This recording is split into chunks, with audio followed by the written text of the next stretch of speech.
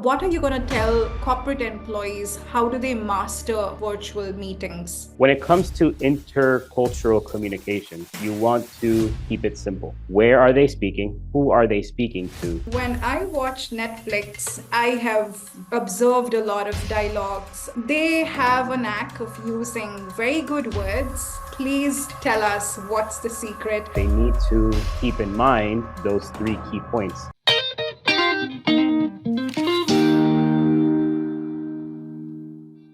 Hi, everyone. This is MG, and welcome to yet another episode of the Coaching Culture Show podcast. My guest today is an expert in the realms of public speaking and communication skills. So, if you're a corporate employee, or a business owner, or even a college student looking to improve your communication skills, most specifically, presentation skills, then this episode is a must watch for you. Because in this conversation, we break down the fundamentals of presentation skills, especially in an ever evolving post pandemic world. Now, before I talk more about my guest, let me tell you his name is Jovanni Bello, and he is based in the US.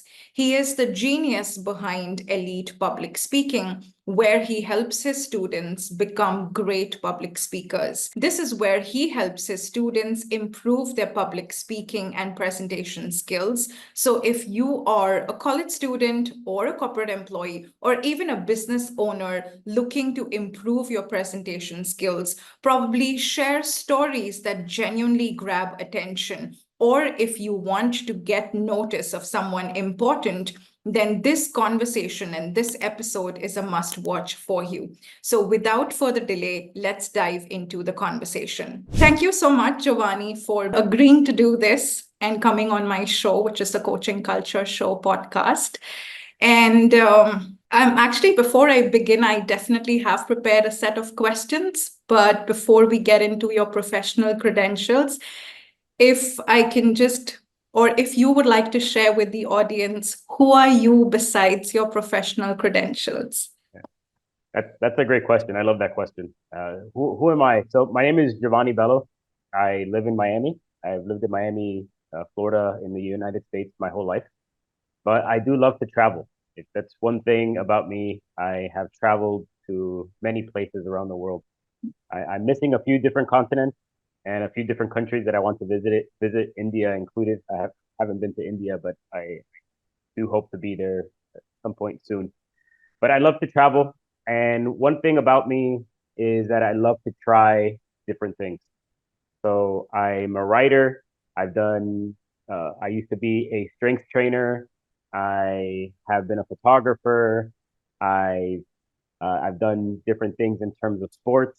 I've done different things in terms of creativity. I have lived in different places. And for me, I always love to try new things. I also love to cook. So for me, it's the ability to learn new things, learn new skills, try different things, experience different things in life that really is who I am as a person. A lot of my friends like to joke around and they say that I have 17 jobs because I love to try different things all the time. So right now I own an IT business, but I also do public speaking and I also do strength training and I also have done other things. So I'm a person that I'm always looking to try new things and experience life. Wow, that's like full circle. You've tried many things. You actually brought something very important on the forefront, which I would like to discuss. Um, is it you as a person that, I mean, you like trying different things, or you've noticed even your friends and family, they like to experience life with different facets, as you clearly mentioned, travel, IT, training, photography. Because back home in India, we usually take one degree and then we settle for that one job for the rest of our lives. It's now the Gen Z, and thanks to the exposure or the usage of social media platforms, where we've realized that, okay, we can also experience life differently. So is it you personally, or you notice your friends and family also have these different shades? No, it's me personally because I'm 40 years old, so I'm not Gen Z by any means. I'm what they call an elder millennial, but I've always been this way ever since I was a kid. I remember when I was 8 years old, I started writing my first book. I wrote a book about dolphins, and dolphins had different characters. And then as a teenager, I wrote novels. I've written multiple books, a series of short stories. And the first time I ever traveled outside of the United States, I was a teenager. I was 14 years old, and my family went to Europe. And from that moment on, I knew that I loved to travel. So it's not an environmental factor. This is just who I am. I've always liked to try different things. And I think part of that is because I am diabetic. So I've been diabetic since I was 5 years old. So Okay. it's not because I ate bad. I don't know how I prevalent get. diabetes is in India. Mhm. It's not because It I is. ate bad or I didn't Yes. exercise. It's because they don't know why I got type 1 diabetes. So because I've always lived with this disease, I've always wanted to do as much as I can despite having the disease. So I've always been active, always tried new things, tried different sports, because I just wanted to keep moving and keep doing new things. So it's been part of who I am since I was a child. But Okay. that's a great question. I really appreciate that. Yeah, actually, it picked it up from you after going through a lot of your interviews with your previous guests. I thought, actually, that's a good question. And I asked myself this question, and sadly, I couldn't come up with a full answer. I'm yet to build on this but, not digressing, moving on. Um, so I think your skill set with public speaking, I think you're taking this forward in your, I see you creating content every day. That's how we got connected. I saw you live on Instagram, and I appreciate the fact that you agreed to do this. I am actually looking forward to learning from you, where through this episode, I will also be a student of bettering our corporate presentation skills. Now, I know in the US, you say presentation, and the British have always said presentation, and India gets its influence both with British and American English. So feel free to stick with whatever resonates better with you. And yeah, I think more or less, I'm hoping that you come on our podcast once again, where Sure. in part two, we discuss exclusively things related to public speaking, which still back home, we think public speaking could be a one to many conversation. But because most of my students, if they're from academic world or the professional world, I have I've got a lot of questions on how do we become a better presenter, because as the world after COVID, I think everything's changed quite a lot for all of us. And there are more and more teams that are diverse, global. Diversity is a big conversation across. So, all the questions that I'm going to ask you from here on will be mainly, I'll just say the keyword, and probably you can build on and put or share whatever you feel like. Okay, sure. All right. Let's do it. And Sure. this is like, the background that I want to set forward is the corporate presentation. So, for Okay. any working professional that could be having 2 to 3 years or probably even 10 plus years of experience, how can they better their corporate presentation? Where I think your expertise will greatly help anybody listening to this. So, my very first question is, um, how how can an individual adapt different communication styles for presentation, or should they stick to their own style? Because initially, pre-pandemic, it's more of practice, memorize certain things, and just literally just present what you've memorized. Yeah. But now, all of a sudden, instead of the teams being only local, we also have to present online. So, how do we adapt through this drastic change? So the methodology that I use for going about my own public speaking practice and when I teach others isn't so much to memorize. data or information, because that could be boring. But what I often teach is how to develop conversational skills, whether it's talking one on one to somebody or talking to a group of people. Because what I have noticed over the years is when people present, they have their notes and they stick to their notes for the entire time. So what ends up happening is that you're not really watching somebody give a speech, you're watching somebody read, and that's boring. So what I try to help students appreciate, and even for myself, is how can I talk in front of an audience as if I was talking one-on-one to a friend or even to my own family? What are the hand gestures that I use? What are the facial expressions that I use? How do I move my body when I talk to people that I'm familiar with? What personality traits come out? For instance, I love to use humor in my presentations. I love to tell jokes. I like to be a little sarcastic. I try to be funny. I try to allow those sort of things to come out of me while I'm giving presentations. So instead of just sticking to notes, which can be boring, not very dynamic, not very engaging, I try to present as if I'm just talking to friends. And that takes a little bit of practice, not just practice in front of audiences, but practice within a person's home. Can you practice thinking about your audience? What type of people are going to be in this audience? Is it mostly people from India? Is it mostly people from Japan? Is it mostly people from England? Is it mostly people from America? And even within those countries, there's certain types of people that might be more serious than others. Or what is the situation that you're involved with?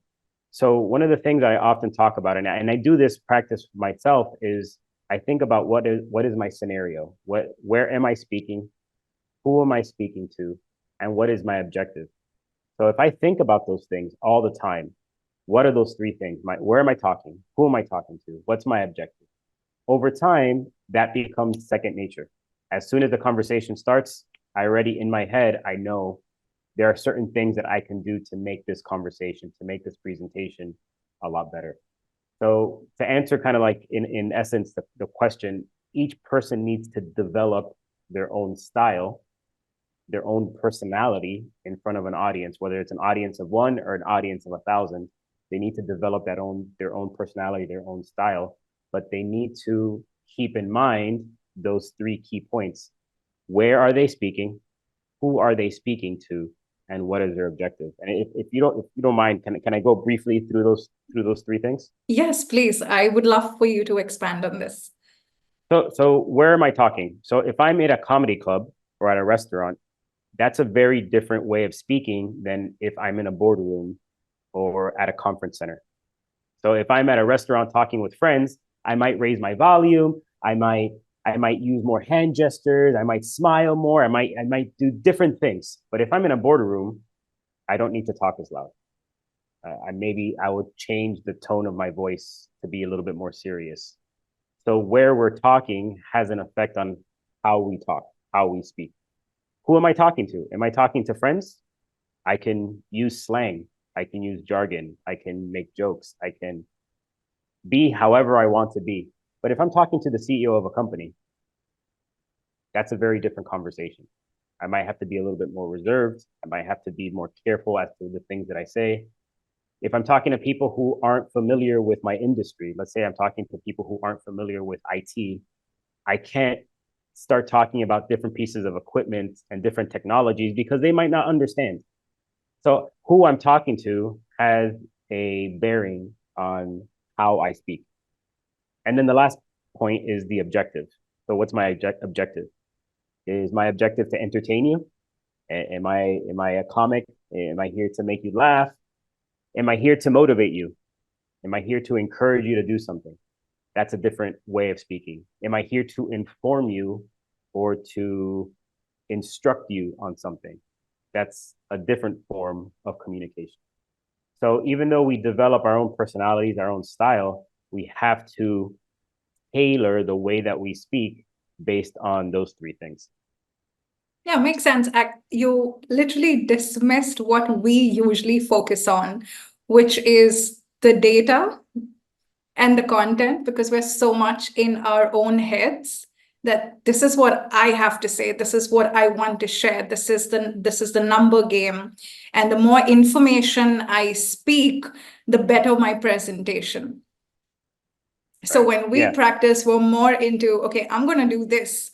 Whereas if I think we pause and we focus more on where, whom, and the objective behind the entire presentation, I'm sure we will improve leaps and bounds. You mixed the data as well as the non-verbal communication, which is your gestures, which is actually another key point. But how would you say, or what could be some important tips one should keep in mind when it comes to non-verbal communication, maybe during presentation? And I'll just give you more information on this. I think Sure. back home, again, as Indians, we have a habit of nodding our head.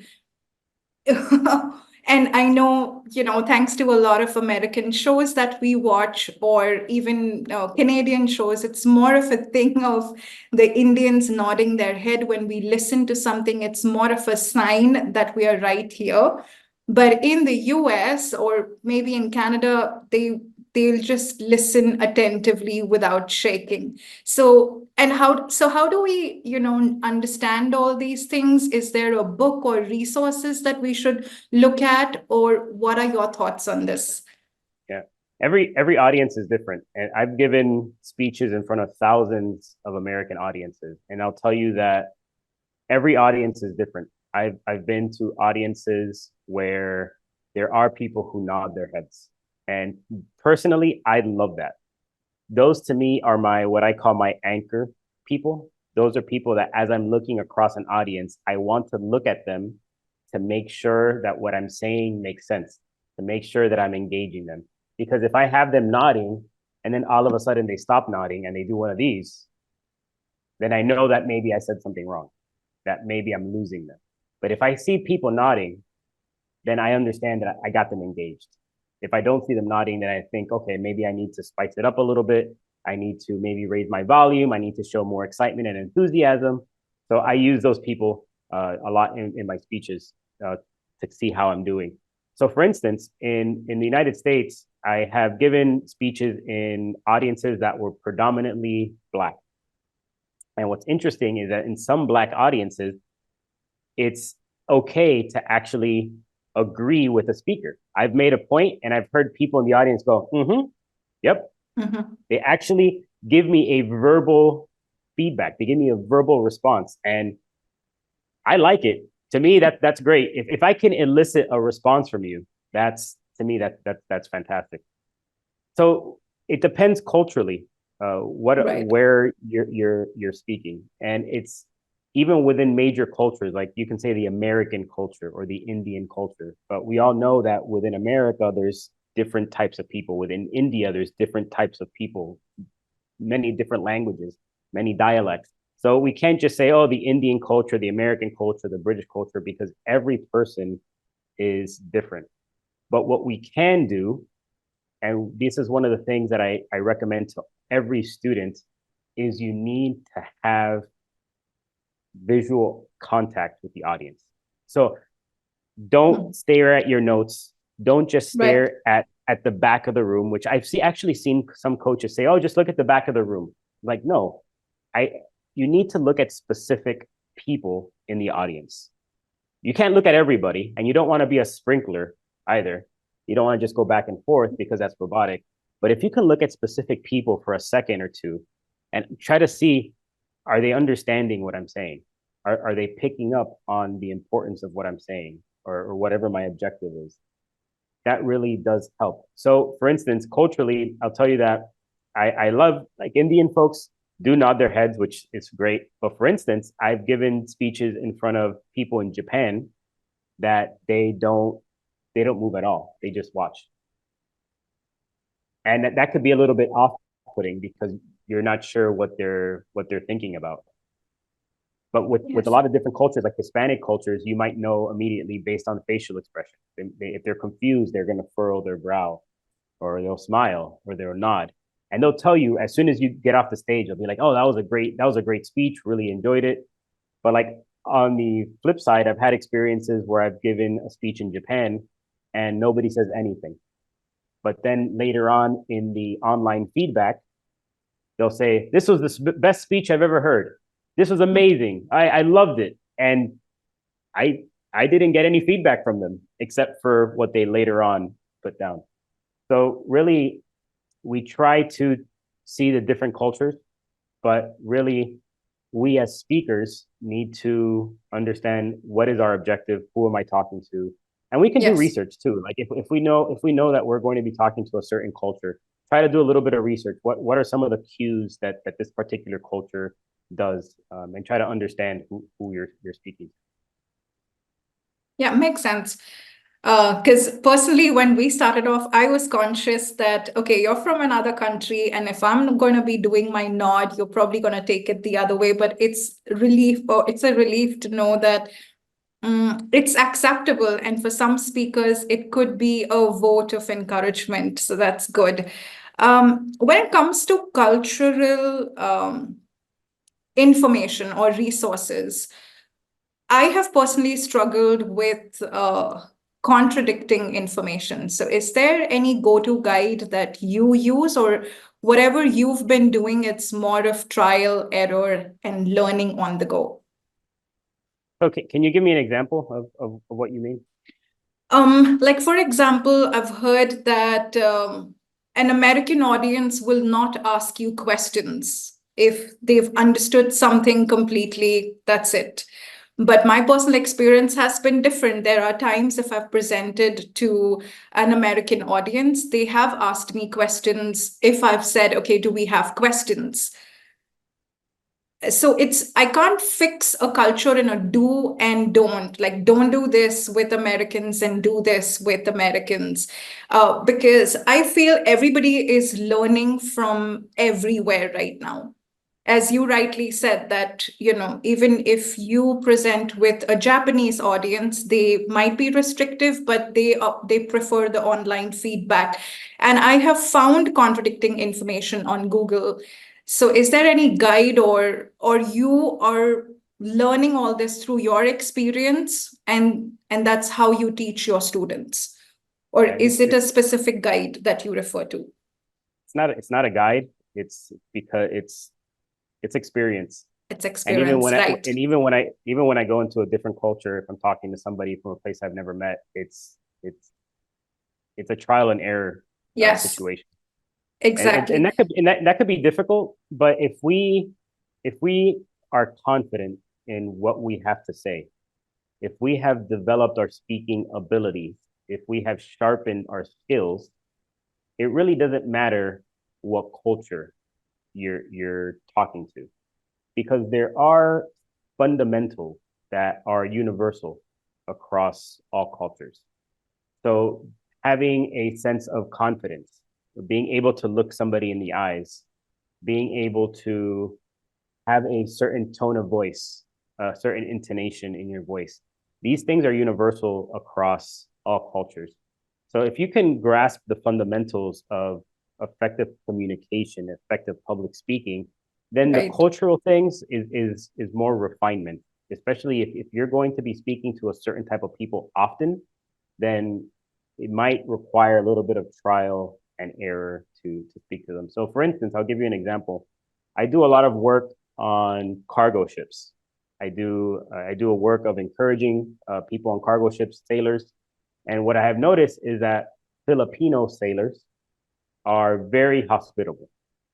They love to talk about family.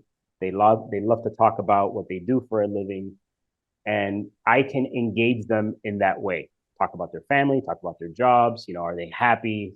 Certain things like that. People from Eastern Europe, Eastern Europeans, tend not to really want to discuss a lot of those things. They want to talk a little bit more about money. They want to talk a little bit more about politics. But I've discovered that over time. There's no guide. There's nowhere I can go to that Makes says, "Hey, sense. if you're gonna talk to people from the Philippines, this is what you need to say," or if you're gonna talk to people from Russia or Ukraine or anywhere in Eastern Europe, these are the things. Because, like you said, that's very subjective. And Yes. if you go online, you're gonna get stuff. that is going to be contradictory, and it's going to be very difficult to really get a grasp on it. I just needed a validation. I know that I was right, but it's always good to be a student of the subject that you're teaching. I'm a believer of that. One of the reasons why I'm being a bit selfish here, and probably this can help my audience as well.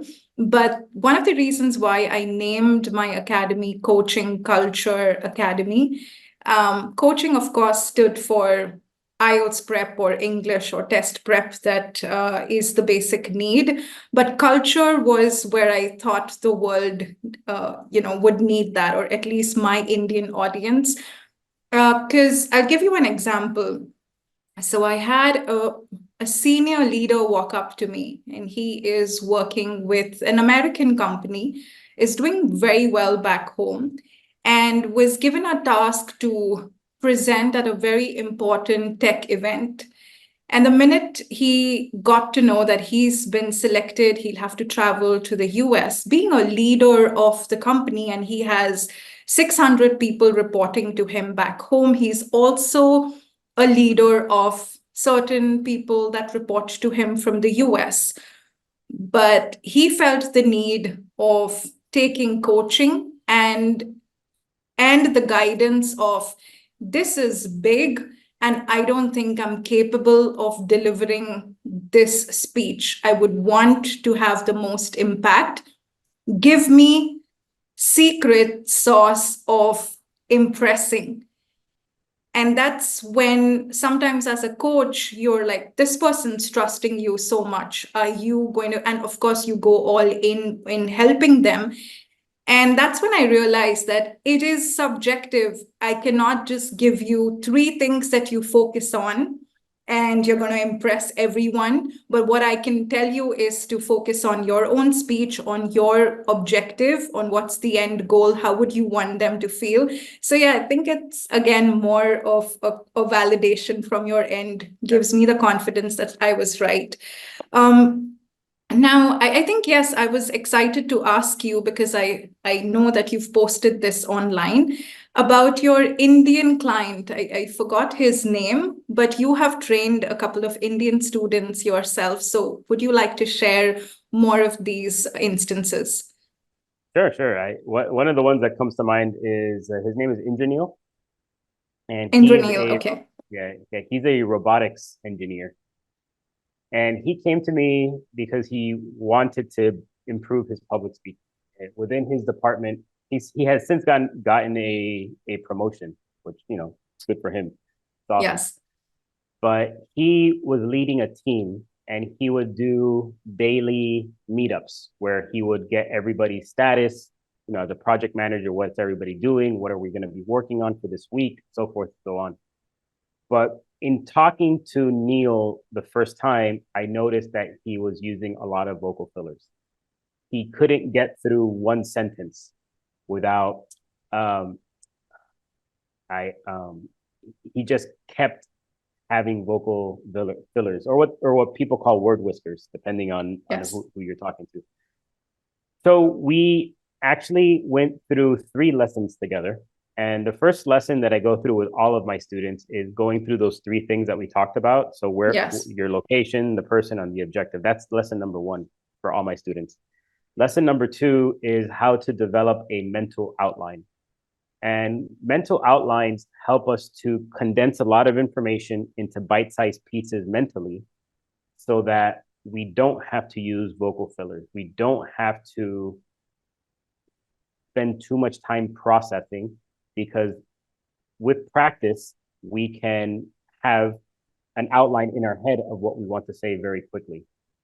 And Neil's a very smart individual, genius. And once he understood the process of doing these mental outlines, I noticed that his vocal fillers went down significantly.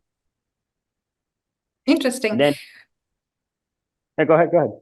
Just an interruption, I'm sorry. How do you plan this mental outline? Do you mean that, okay, if this is my meeting, how do I plan this outline? Sure. So for me, what mental outline means is I look at those 3 things that we talked about, the the place, the person, and the objective. Especially when it comes to the outline, what is your objective? Then whatever the question is, whatever the topic is, what is the overarching theme of what I need to say? So I might have a theme. Then I'm gonna have a main point. So if it's a question, I might just have one main point. But within that main point, I might have a few subpoints. And that's Yes. essentially what an outline is. I have that overarching that's tied to my objective. I have a main point, then I have a couple of subpoints. Maybe I have a second main point with a couple of subpoints. But what I can do is over time, as you start thinking about different conversations that you're having, maybe different speeches that you have to write, you start getting to condensing lots of information within that structure. What's the main point? What are some sub support the main point? And then you can just go from there. So one thing that I'm actually doing, I did one last month, I'm going to do one this month, is I do what's called impromptu sessions, where I open up my Instagram channel and people can on the fly ask me any question. And I will try to use my mental outline skills to come up with instantaneous responses to questions.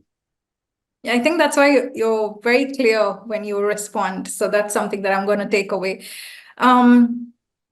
So you've covered how you helped Indranil. Any practical tips on cross-cultural communication, especially in a corporate setup, when you know, okay, in this meeting, I have an American stakeholder, I have a European, I also have my Indian boss. How do I manage the tension? Sure. When it comes to intercultural communication, you want to keep it simple. So we want to keep the language as simple as possible, because not everybody is going to know everything that you know. So the Indian stakeholders might have a different piece of information, a different perspective from the British stakeholders, from the American stakeholders. Everybody might be coming from a different place. So if we can make the language very simple, don't use slang. Mm-hmm. So there's things that, for instance, in Miami, there's certain words and phrases that people in Miami understand. But if I say them here right now, you might be like, I don't know what Jovanni's talking about. So we want to avoid slang. We also want to avoid jargon. So for instance, if my audience isn't made up of people who are at my level from what I'm talking about, let's say that I'm in IT and I'm talking to senior level people, they might not know all the details of people in the field. They might not know that the latest technology, the latest equipment, the latest methods, they might not understand because they're up here. They don't need to know that information. So if I start talking about all this jargon, all these specifics, I'm going to lose them. So try to keep the language very simple. Try to avoid slang, avoid jargon. But of course, there are universals when it comes to speaking. So having visual contact with your audience is, you have to have it. Using good hand gestures, you have to have it. And that's something that I've noticed culturally too. I notice that a lot of, like, for instance, Indian audiences or Indian presenters don't like to use their hands a lot. Yes. And some Americans don't either. But I'm Hispanic. My family's from Cuba, and we love to use our hands. We're using our hands all over the place. So I have over time learned how to use my hands better. But when we use our hands, not only are we speaking, but we are showing what we're talking about. So if I'm saying something is big, I can say something is big. If I could say something small, if I could emphasize something using my hands, not only am I giving them something to hear, but I'm giving them something to see. And it really helps to put forth whatever message, whatever my objective is to an audience. And the other thing is enthusiasm. You can never be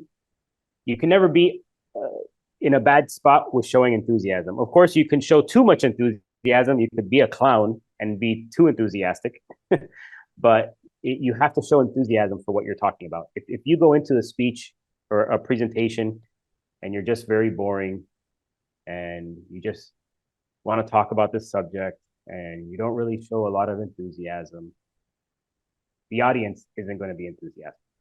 So if you're enthusiastic for the material, the audience is going to be enthusiastic for it. If you're not enthusiastic, they're not going to be enthusiastic. So there's some universals that it doesn't matter what culture you're speaking to, it's always a good idea to implement those strategies. Yes, again, go back to the basics. Try to use the space as much as you can, but don't be super restrictive. I've noticed that about my presentation style as well. I either become too restrictive or I'll go all the way as if it's a joke and everybody can have a party. So that the balance gets tough, but I think it gets better if you practice. I think if you're conscious of the impact you want to lead, are you a leader or you're just a co-worker trying to motivate them to work? That also matters, right? Yeah, you said something interesting. You said that you felt that you were either too restrictive or too over the top. But Yes. according to who? According to you? Sometimes according to me, but sometimes also, so at JP Morgan, we had these sessions. Of course, now I have my own academy, but initially when I was a trainer, so we had a lot of our bosses that would come and do an audit. So they would sit as if they're one of our trainees, and then they would write on the scorecard, how were the hand gestures? How did we present? Was the trainer? And I think Right. I have a lot of who I am. I owe it to JP Morgan. Of course, I love the company and I love the foundation that it's set. Uh, I think, yes, that helped us or helped me get into a lot of rooms. So sometimes it was my own evaluation that I could have been better here.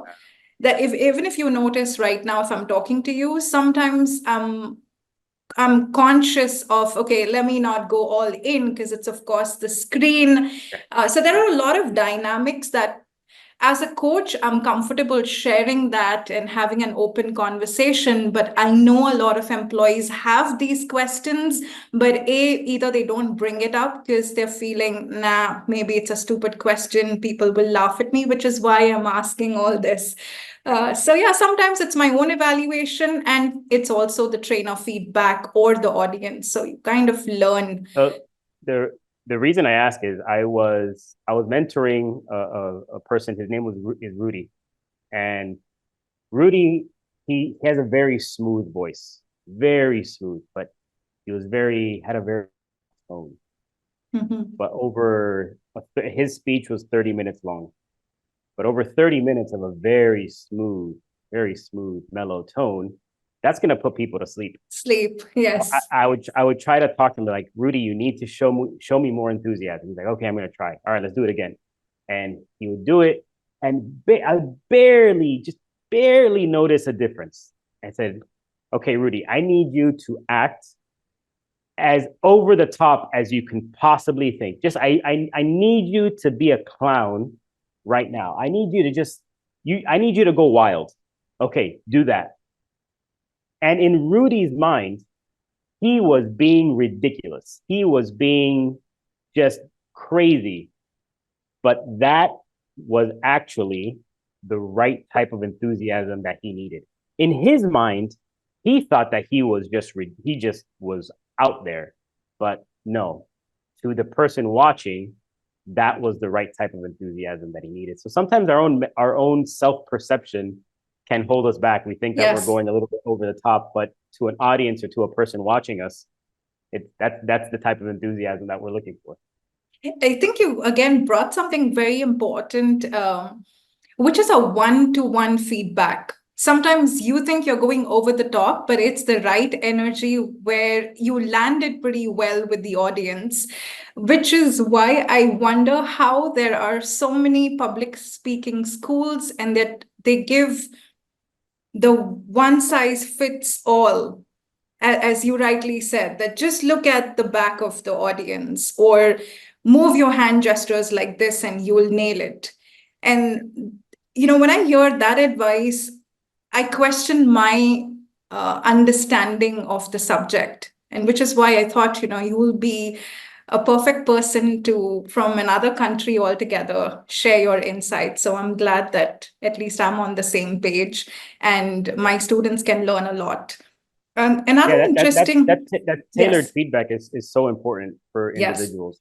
So of course, I think that online courses, I think that Toastmasters, group classes, they have a place based on how much money a person has to spend or what their time commitment. So it depends. I think that the most efficient way of learning is with a coach, with one-on-one, or maybe one to few, maybe one yes. teacher to maybe like a handful of students, so that each student does get that feedback, that critique that's specifically tailored for them. And I'll tell you just very briefly a story in terms of even my own public speaking. For a long time, I was obsessed with being perfect. I wanted to make sure that every word was perfect, every hand gesture was perfect, everything that I said was perfect. And what ended up happening is my mentors would tell me, "You're boring, you're robotic, you want everything to be perfect, and it's not good." They tell me your content is good, the things that you're saying are great, but nobody's listening because they're falling asleep within a minute, 2 minutes of you talking. So I had to get out of this idea of being perfect, of allowing myself to pause occasionally to gather my thoughts, maybe say the wrong word, maybe stutter a little bit here and there to get to the point that I wanted to make. That's okay, because being perfect in a speech is boring. It looks Mhm. manufactured, it looks fake. People don't want that. People want authenticity. And once I understood that and started practicing that, I saw my speaking ability really take off a lot more. Yes, for sure. I think when I started off or I committed to having a podcast, initially it was that analysis paralysis effect that as a communication coach, what if I don't speak well? I mispronounce certain things. How will my audience take that? But the minute I committed, and I think you're the third person that I'm interviewing, it just is getting better. If you would have told me before my first podcast that you will go talk to someone and you will not have your questions memorized. Believe it or not, I think, as I said at the start, that you know what, I'm going to treat this conversation more of a mini class for myself.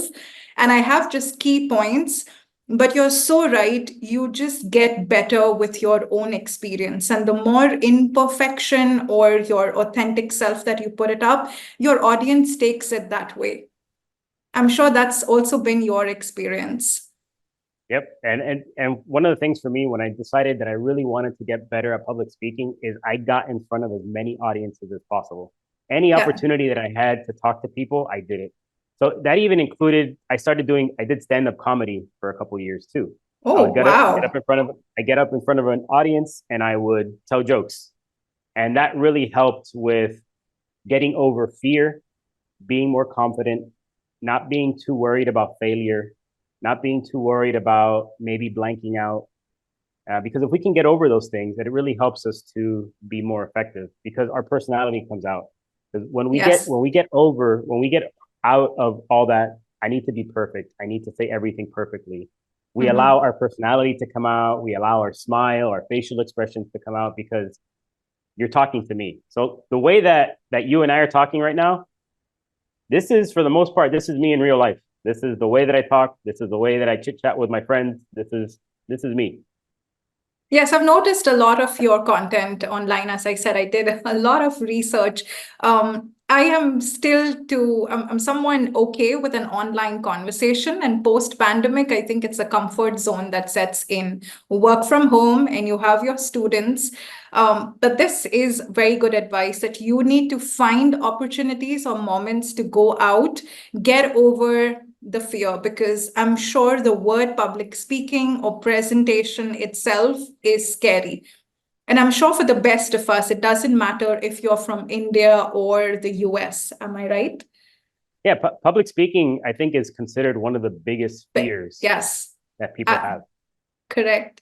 And it still holds true. I think there was a research done. It was one of the top five fears. It still holds true after so many years.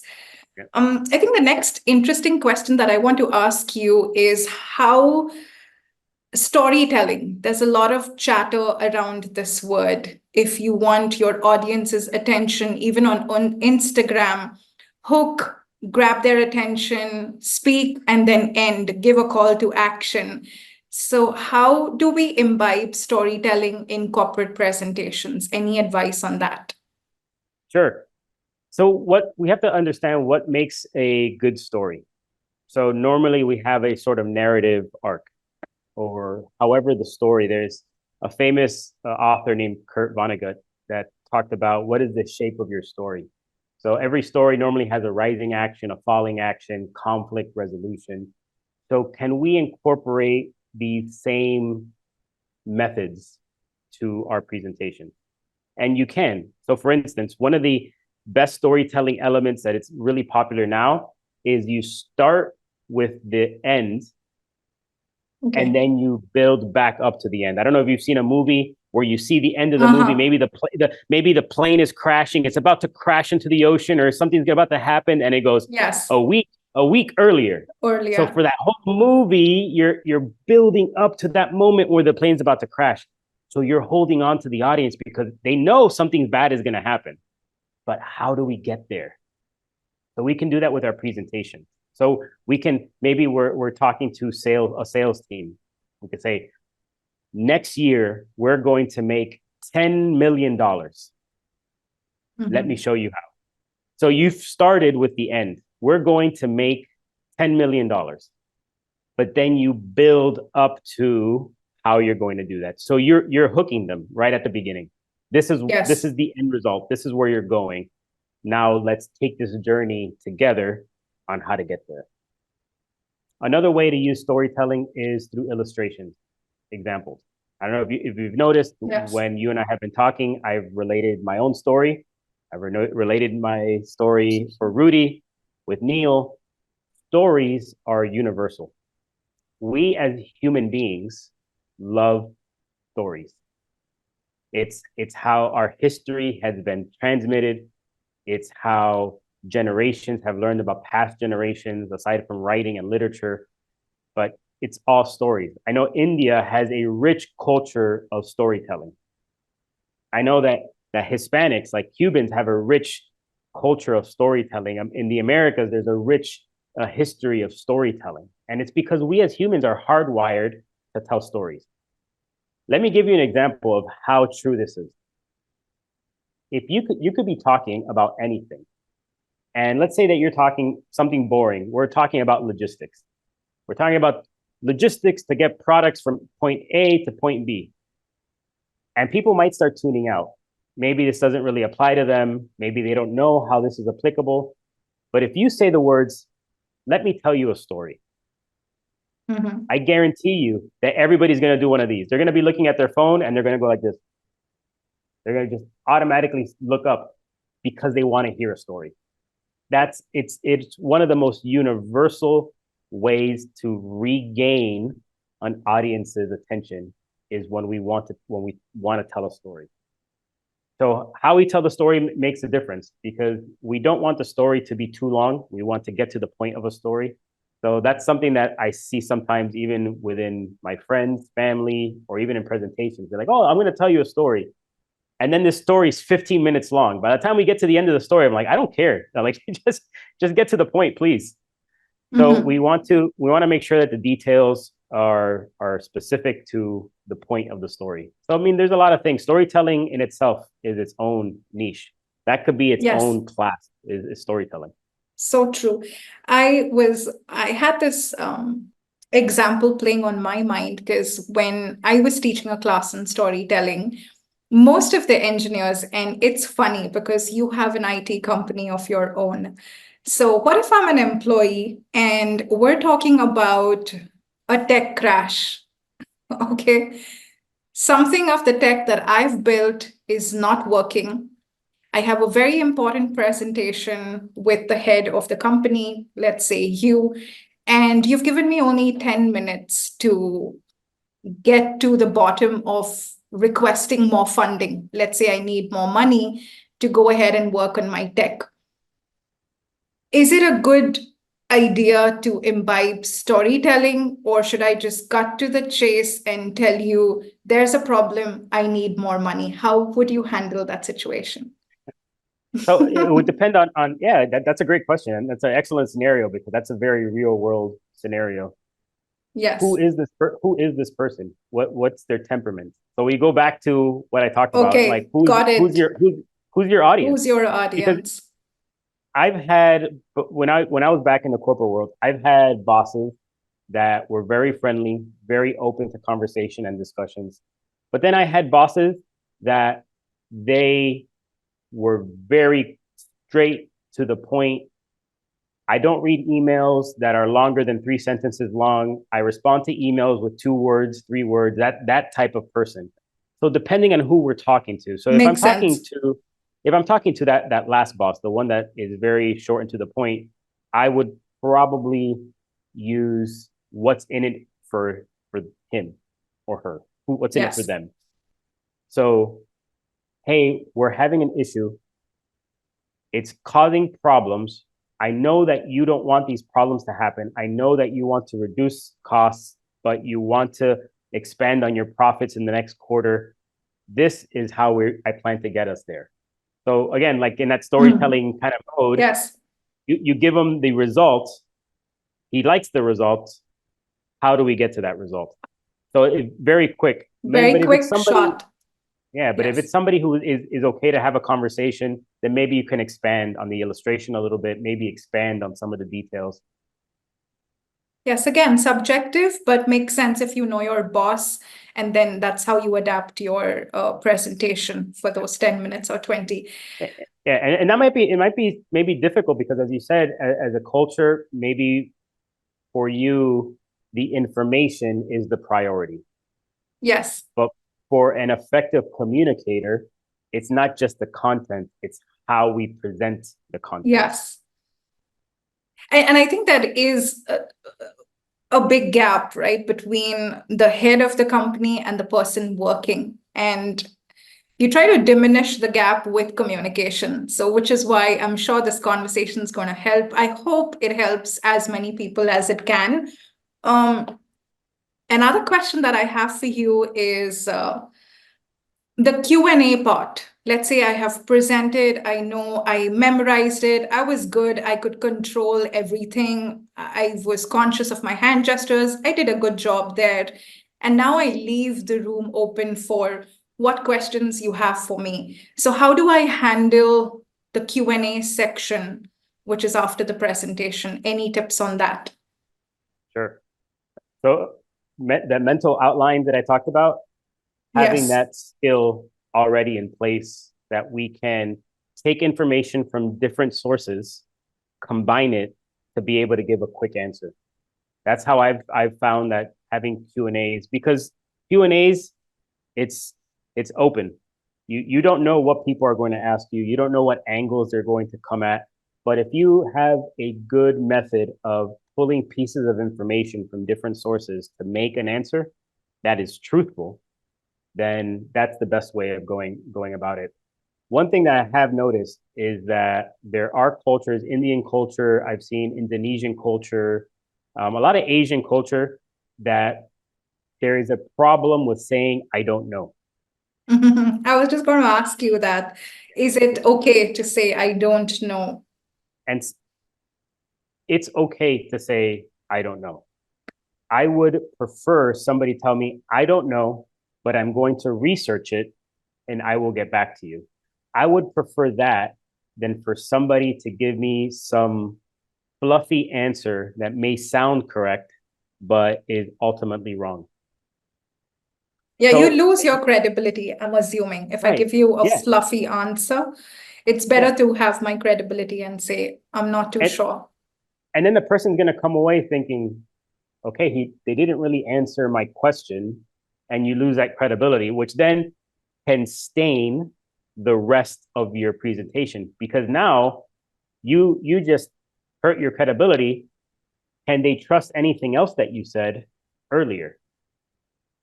So that's Yes. a problem too. So also when it comes to Q and A's, and this is, I've seen this time and time again with different presenters, is that they don't exhibit confidence with their answers.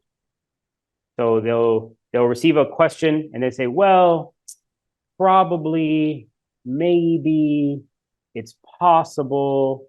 They try to hedge their answer so that if they're wrong, they can say, well, I said maybe, I said it's possible. So for me, in a question answer, if you're going to say something, say it confidently with full credibility, full integrity. You believe what you're saying, say it confidently. If you don't know it, just say you don't know it. And Makes I have sense. found that to be a better way of going about question and answers than just trying to give fluffy answers or maybe trying to hedge my answers, because I have noticed that always damages a person's credibility. How important do acknowledgements play when I am addressing question and answer round? Do I have to acknowledge every question, or it's okay if I'm nervous and I just blurt the answer? Because sometimes that comes across as, oh, you were not polite. Is that important? Or when you say acknowledge, like thanking a person for the question, saying it's a thanking good the question. person? I've noticed a sense of ease with foreign presenters. They're okay, they acknowledge, they're confident. But when it comes to us, I think we skip the acknowledgement, we move to what's the answer, we directly get onto the data. I think it could be cultural. It's Yeah, I more of, mean, if you don't know the answer, that yeah, reprimandment of, oh, my boss is going to tell me. I think that kind of plays on our minds. I don't know, I could be wrong. but that also goes back to what you're saying, that for culturally, the data is more important than anything else. So you just Yes. want to get the data out there, and maybe there's a sense of that you want to show that you really know the answer, so you're just going to say it. I know the answer. Here it is. Here's the answer. I know it. But it doesn't take a lot of time for us to acknowledge a question, acknowledge a person, because that also helps the person feel heard. And Yes. that helps a person to feel better about their question. It puts them at ease. It helps them to be more ready to accept information. Because imagine if you ask a question, maybe you're very nervous. You're the person who breaks the ice. You're the first person to ask a question. You might be nervous. Oh my God, I'm nervous. I don't want to seem dumb or that I don't understand. But you asked a question. How beautiful is it if the presenter goes, hey, thank you for that question. That's a good question. Now the nervousness comes down. You're like, oh, okay, that was a good question. Okay, I'm willing to accept an answer. That Yes. really does help. And how much time does it take? 3 seconds? 4 seconds? Just acknowledge the question. Thank a person for the question. Even if they're hostile. I've had audiences that were hostile. They wanted to get me. They wanted to make me fail. But you thank them. Oh, that's an interesting, challenging question. Here, this is what I think about that. You still acknowledge. And then also, little trick, it gives us time to start thinking about an answer. As Yes. you're acknowledging and thanking a person, your brain is automatically already processing an answer for that question. And that definitely will set that person apart. I feel that person will take away some brownie points from me, at least, that, oh, he acknowledged my question, or she was kind enough to say thank you. That could be a feel-good factor. Another interesting question that I have for you is the vocabulary. I think or let me just speak only for my students and even for myself. Either we'll stick to the basic words, and if we're feeling better or good, we might use the word very. I'm very happy, I'm very angry. Or we'll go to the other dynamic end of talking or using words that are very difficult, like a deliberation or digression, or we'll make it a point to learn a dictionary word and I have to use this. Okay. But when I watch Netflix and I have observed a lot of dialogues or presentation or interview with international speakers, or let's say speakers from another country, they have a knack of using very good words. They can just do great analogies without even using difficult words. So please tell us what's the secret, how to get there. And yeah, it'll be a nice conversation. I can't wait for this one. It's funny because as you mentioned that about yourself, I started thinking of my conversations with other people from India, and you're absolutely right. That does happen. I didn't even realize it, but it's definitely true. Oh wow, that's interesting. I have But noticed that even for myself. So I'm going to just at least talk for myself yeah, and for yeah, my students. It happens. I've noticed this a lot. So how do we strike that balance and what's the secret? yeah. So that to me, that's something called fluency. How fluent are you, or fluid, or what's your fluency in a language? One of the things you're already doing it. You're watching Netflix. You're watching TV shows that show modern dialogue, and that's what I want to emphasize: modern dialogue. Because if you watch maybe period pieces that take place in like the 50s or the 1800s or 1700s or in olden days, that that English doesn't make sense anymore. Or maybe you're watching shows that have to do with British royalty. Normal people don't talk that way. But if you are reading literature like modern contemporary literature and watching modern contemporary TV shows, pick up on the way that people are speaking. How does the person express anger? How do they Mhm. express happiness? How do they express joy? Try to look at the expressions and the phrases that they use when it comes to extremes, maybe extreme sadness versus extreme joy.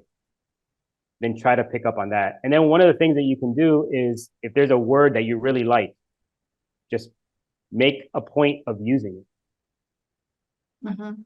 30 times. Say, okay, I'm gonna try this week to use this word 30 times. And then you'll start noticing that it becomes part of your vocabulary. So for instance, I've done this myself with Spanish. I grew up speaking Spanish, but English is the language of my heart. I, I, I think in English, I dream in English, but I am fluent in Spanish.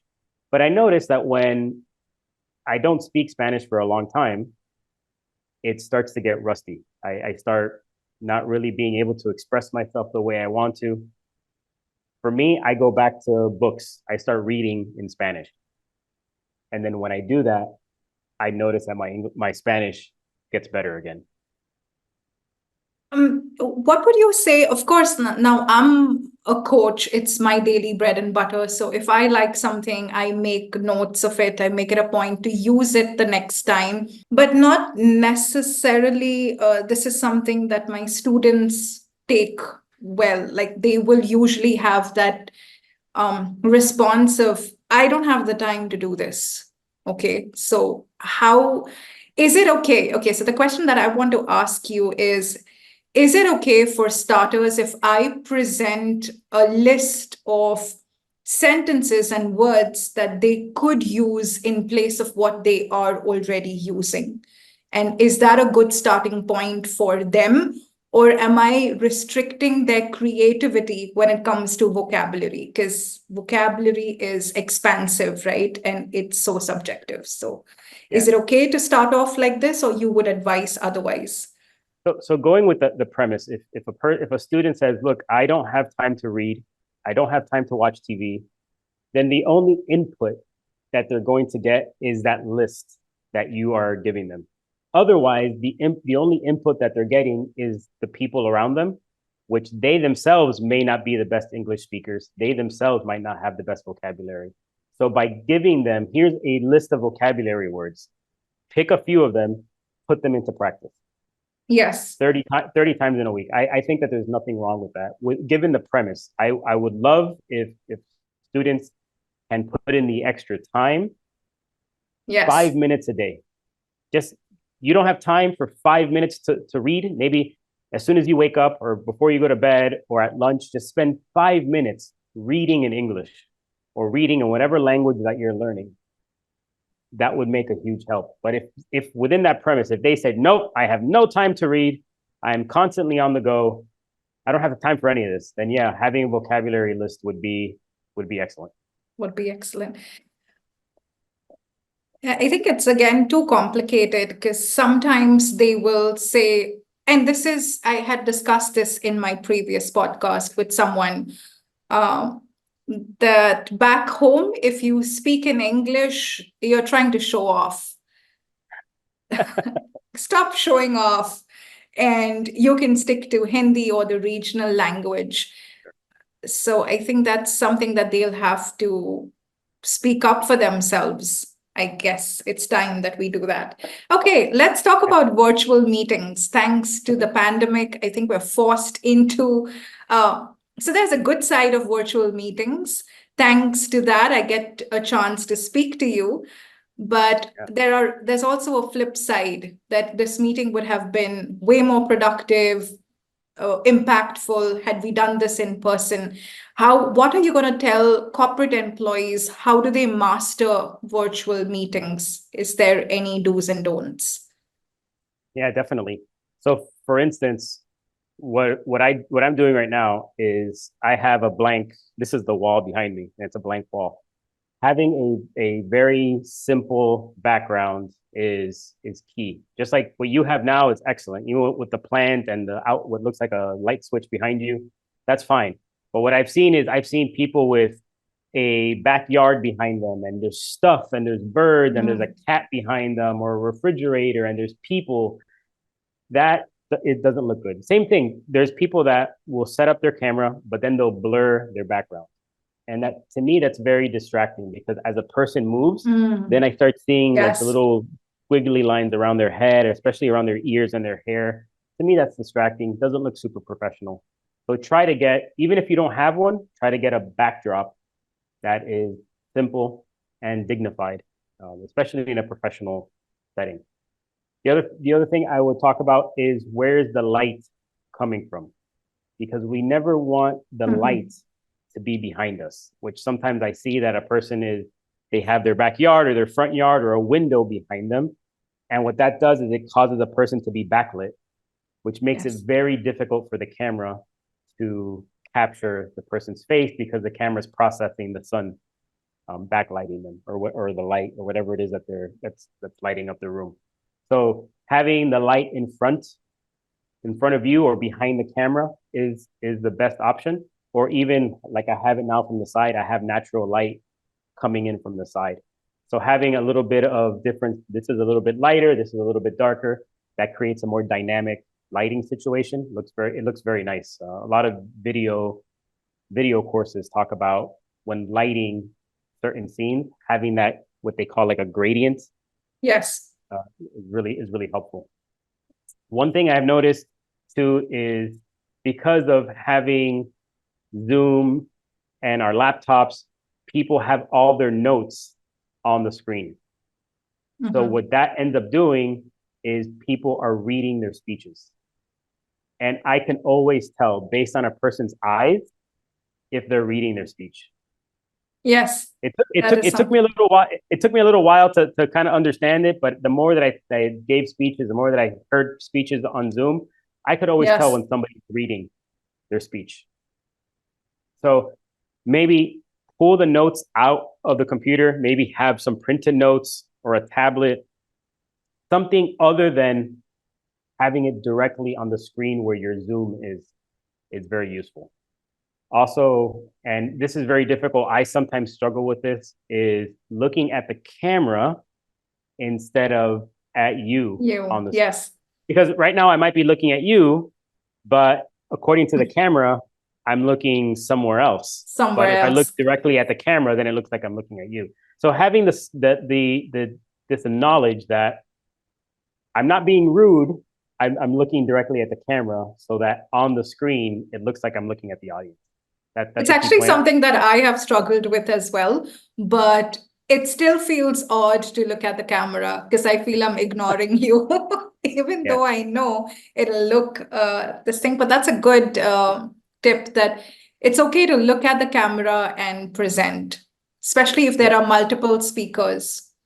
It's funny that somebody has created a camera that kind of comes down to about the middle of the screen, so that when you're Okay. looking at the screen, you're actually looking at the camera. Nice. Yeah, Yeah, that's people are actually trying to help. good. Yeah, that will be helpful. I think I could probably do that, but who knows? Now, altogether, someone's recommending another tool, so I guess it's okay. Yeah. Zoom, I've still It- noticed if you and I are looking at each other, I've uploaded those videos on YouTube and I've received positive feedback. Uh, but it helps to also know which tool are you using, right? Because Zoom's interface is different. And I believe a lot of corporates use Microsoft meetings. Microsoft Teams, Um, or so bad, Microsoft, yes, so bad. Teams. So another So, tip I would recommend for yes, individuals is to get a microphone. Don't just trust the microphone that's on a laptop, because those aren't the best. So for instance, yes. I use a Rode wireless mic. Some people Oh, use their headset. But then also I use a headset. I use headphones because I don't want, when you speak, I don't want my microphone to pick up what you're saying, and that can cause a little bit of fuzziness. It can cause a little bit of feedback. So right now I have two separate things. I have my microphone, but I also have earphones. So that way the audio and the sound are on separate connections. okay, makes sense. I still prefer the headset or the wire one. Yeah, The sure. AirPods are good for nothing. At least that's just my experience. I But I I tried could, I tried them I tried them yeah, twice, and mid conversation they died on me. So if it's yes, never again. But yeah, I have this wire. It's a company. I don't know if you've noticed. It's called Rode. it's the RODE. microphone.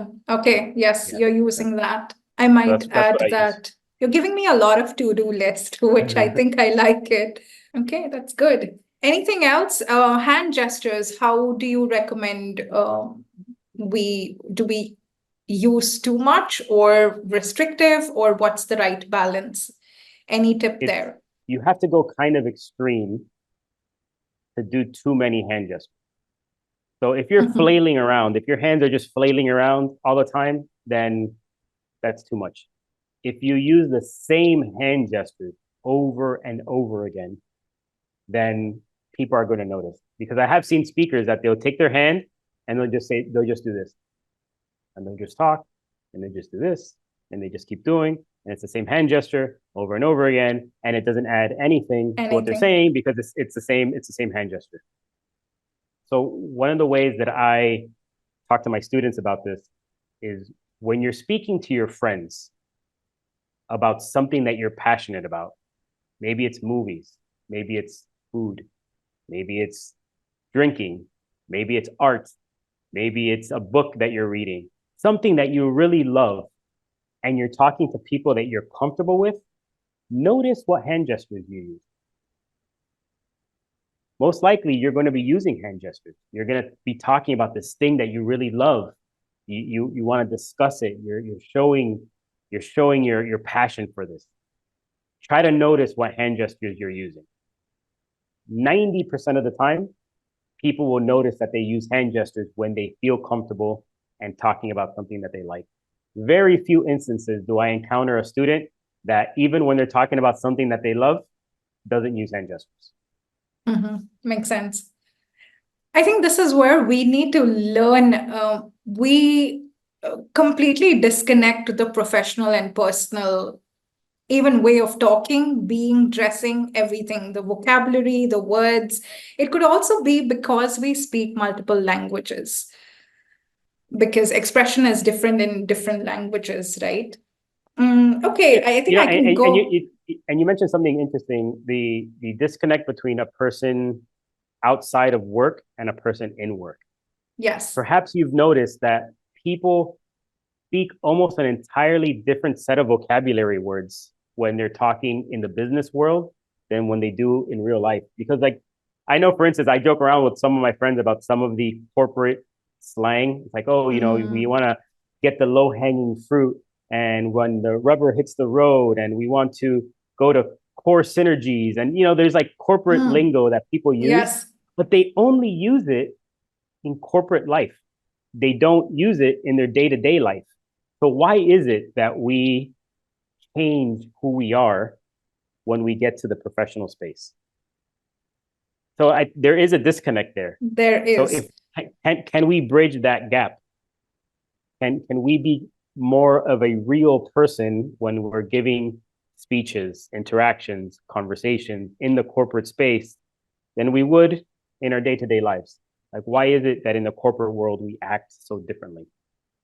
Makes sense. I think this is a constant work. It's not something that you can master 1 month and forget about it. It's work in progress.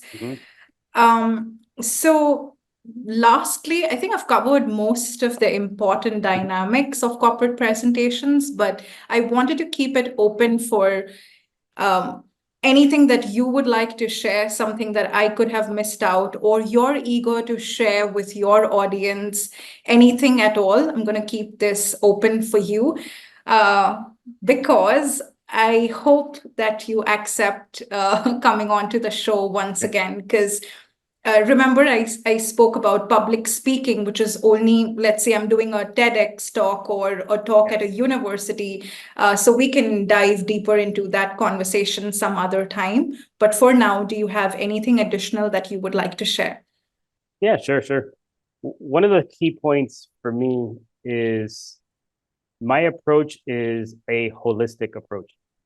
That when we develop these skills, that it's not only the skills of or mechanics of hand gestures, facial expressions, body language, how I use my voice, but it's also mindset. So it's skill set, merging that with mindset.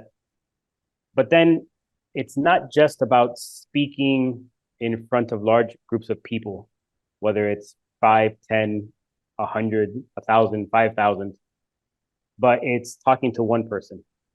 It's having a conversation at a dinner party. It's being able to express ourselves openly with our friends, with our family. It's being able to tell a story when you're at a restaurant and you want to tell people about something great that happened to you while you're on holiday. It's everything, because I truly believe that when we become better at communicating, when we become better at expressing ourselves, when we become more confident in ourselves as people, our relationships get better, our lives get better, and as a result, our businesses can be better, and the world can be a better place because we have better communication, we have more understanding, we have a little bit more openness than we do right now. And this is something that translates cultures. It goes across different cultures. And one of the beautiful things, and one of the things that I'm really thankful of my coaching public speaking is being able to engage an Indian audience, because I have learned so much about an Indian audience. I've learned so much about a culture that I wasn't super familiar with 2 years ago, 3 years ago. And it's made me really happy to be able to learn about not only Indian culture, but Indonesian culture. I've learned about Eastern European culture. I've learned about African culture because of my interactions with different people in teaching public speaking. Yes, I think you covered a huge theme here because I feel with the online space, everything boils down to how good you are at your communication skills. A couple of years ago, it was how good you are on your hard skills. Are you a doctor? Are you an engineer? Are you a lawyer? But today, you can literally be a YouTube creator. If you communicate well with your audience, you're going to be probably making millions already. So, yes, if I forgot to actually ask you one of the, I'm sorry, would you like to add something to what Yeah, I just said? just to add that real quick, my last post was about AI. So with AI, a lot of jobs, there are going to be a lot of things that AI is going to replace those hard skills. So Yes. a person who has a lot of hard skills may find themselves in a difficult position because AI may replace them. That's a reality of the technology. AI may replace them. But I contend that AI can't replace one-on-one human Yes. connection. AI can't have a conversation with you. Not right now, not in a meaningful way. Eventually, we might be able to have conversations with AI, but it's not going to be as meaningful as talking to another human being. An AI can't get in front of a group of people and encourage them and motivate them. Like an AI or just somebody with hard skills can't console somebody who just had a family member die. So there are things that as we learn to be effective communicators, we can separate ourselves and maybe transcend those who only focus on just hard skills or people who don't focus on being better communicators. Yeah, I intentionally avoid talking too much about that because mostly people can say, oh, yeah, it's easy because she wants to make money out of me. But uh, Yeah. I think without saying much, people are realizing the importance, which is why I think I want to ask you about your programs. Of course, I'm going to officially share all your links under the YouTube description or wherever we upload this podcast. But do you have anything specific for the Indian audience that you're building? And I remember discussing the price point with you. So if you have anything exciting to share, I think this would be a good time to talk about it. Yeah. So for the last 2 years, I've done basically one-on-one coaching with individuals. And of course, that is a big time expense for me. Because I dedicate a lot of time to each and every student. And that's time that I'm away from my family. It's time that I'm away from my IT company.